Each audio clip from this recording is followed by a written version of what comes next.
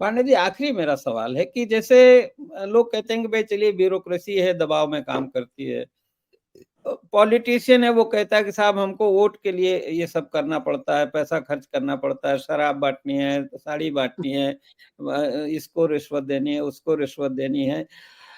लेकिन जुडिशरी को तो किसी से वोट नहीं लेना।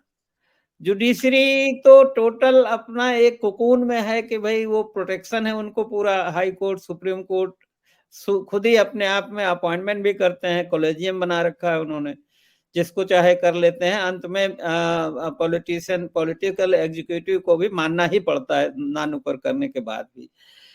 जुडिशरी क्यों हमारे नहीं कानून से और संविधान से काम कर रही, क्यों जुडिशरी पे क्वेश्चन क्यों उठ रहे हैं? त्रिपाठी जी, बहुत सिंपल सा है। देखिए, जुडिशरी संविधान में अलग उसके पास रोल है, लेकिन जुडिशरी को नियंत्रित करने का सारा अधिकार संविधान ने एग्जीक्यूटिव, जो इलेक्टेड एग्जीक्यूटिव को दे रखा है। जिस दिन पॉलिटिशियन चोर नहीं होंगे उस दिन जुडिशरी आपसे डरने लगेगी। आप उनके ताकतों से डरते क्यों हैं जब आप सही करते हैं? मुझे कभी कोई डर नहीं लगा कि मेरे खिलाफ कोई मुकदमा कर देगा तो मैं क्या बोलूंगा।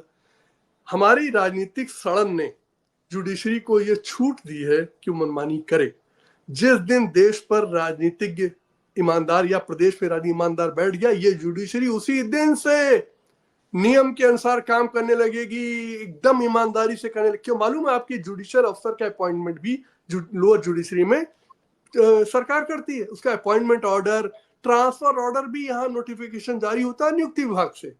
हाँ, हालांकि आता हाई कोर्ट से ही है, लेकिन हाँ जारी होता है। लेकिन आप कभी रोकिए ना, कह दीजिए ये बेईमान अफसर हम नहीं करेंगे। इंटेलिजेंस किसके पास?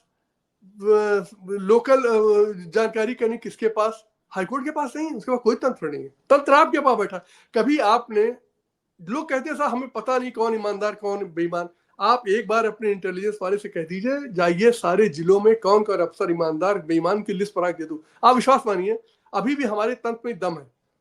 यही पुलिस अधिकारी आपको सारी लिस्ट दे देंगे और बड़ी ईमानदारी देंगे, कौन बेईमान कौन ईमानदार। आप कह दीजिए, पूछ लीजिए कौन कौन हाईकोर्ट का जज बेईमान है, कौन कौन जुडिशियल का बेईमान है, आपको लिस्ट दे देंगे। जब मुझे जिले में काम करते हुए एक एक आदमी के बारे में पता था कि कौन जज पैसा लेता कौन नहीं लेता, मैं उनको हैंडल करता था डिफरेंट तरीके से। और मैं आपसे कहना चाहूंगा, जुडिशरी एकदम ठीक हो जाती थी। वो सिर्फ एक डिस्ट्रिक्ट मजिस्ट्रेट के ईमानदार होने से ठीक हो जाती थी, क्योंकि आप जो मैसेज देते हैं वो मैसेज वो लेते हैं। जब देखते हैं हमारा सारा तंत्र ही भ्रष्टाचार। सोचिए, जब लोकतंत्र में चुने हुए प्रतिनिधियों को कहना पड़े क्या करें भाई, वोटर को रिश्वत देनी पड़ती है, उसी लोकतंत्र खत्म हो गया। आपका लोग वोट जब आप रिश्वत से पा रहे हैं, शराब बांट के पा रहे हैं, पैसे खर्च करके बांट रहे हैं, लोकतंत्र किस बात का? लोकतंत्र तो आपने उसी दिन खत्म कर दिया जिस दिन ये स्वीकारोक्ति की कि हमें तो चुनाव में बहुत पैसा खर्च करना पड़ता है क्योंकि हमें वोटर को देना पड़ता है। आपको याद हो, आपको पता होगा त्रिपाठी जी, साउथ में क्या हो रहा है। मतलब वहां कॉम्पिटिटिव जो वोटर की ब्राइबरी इस लेवल पे पहुंच गई है कि लोग बाप बाप कर गए हैं, जो नेता लोग, कि भाई कितना पैसा दे। क्योंकि हर चुनाव से पहले जो है कहीं मशीन बटती है, कहीं वॉशिंग मशीन बटती है, कहीं। मुझे तो कोई राजनीतिज्ञों ने बताया कि जो आदमी महत्वपूर्ण होता है उसके पास कारें तब देने लगे हैं लोग कि भाई ये लो, तुम ये फला गाड़ी ले लो, तो फला। ये हालत पहुंच गई। ये चुनाव हो रहा है, जनता का मत हो। आप जनता से पूछिए, आप तो बहुत सालों से काम करें, आपके पास तो पूरा वो है, अनुभव है। मैं चूंकि राजनीति में हूं इसलिए मैं जाता हूं बहुत। एक ही शिकायत है कि साहब कोई नहीं आता लौटकर, वो सिर्फ अपने दलालों के माध्यम से सारा राजनीति चलाते हैं। जनता के पास कोई नहीं जाता उनका सुख दुख पूछने के लिए। जो समस्याएं, त्रिपाठी जी, मैं बड़े विश्वास से और कॉन्फिडेंस से कह रहा हूं, जो समस्याएं सन 47 में इस देश के सामने खड़ी थी, वो सारी समस्याएं, शिक्षा, स्वास्थ्य, सफाई, ईमानदारी, जुडिशियल, वो मकान न होना, पानी न होना, बिजली न होना, सब खड़ी हैं वहीं की वहीं। तो सवाल ये है कि 77 साल में हमने, चलिए कुछ आईआईटी बना दिए, कुछ देखिए त्रिपाठी जी, मैं इस पे प्रसन्न नहीं होता। ठीक है, अच्छा किया आपने, वो हाईवे भी बना दीजिए, अच्छा किया आपने, लेकिन बाकी क्यों नहीं किया आपने? ये किसने आपसे कहा है कि एक दो काम करोगे बस? पिछला चुनाव, पिछली सरकार सिर्फ आगरा लखनऊ एक्सप्रेसवे पे लड़ रही थी। अरे भाई, तुम 5 साल रह के सिर्फ एक एक्सप्रेसवे बनाकर, बाकी तुमने कुछ नहीं किया। तुम्हारे पास 70 विभाग किस दिन के लिए है? और ये 6 लाख करोड़ का बजट किस लिए है?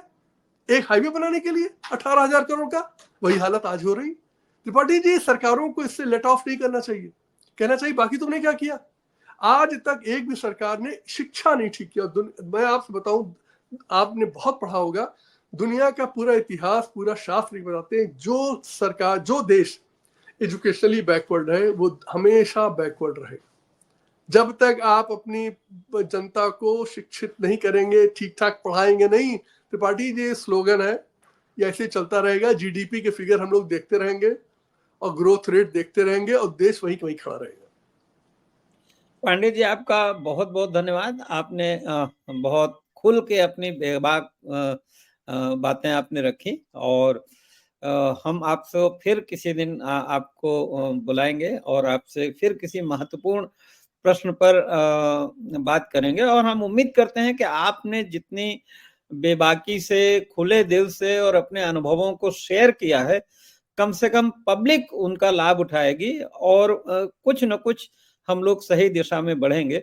और आप एकजुट करिए लोगों को जो राजनीति को शुद्ध करना चाहते हैं। ईश्वर आपको कामयाबी दे। बहुत बहुत धन्यवाद। बहुत बहुत धन्यवाद। आपका स्वागत है त्रिपाठी जी, जब आप याद करेंगे हम जरूर हाजिर होंगे। बहुत थैंक यू। बहुत थैंक यू।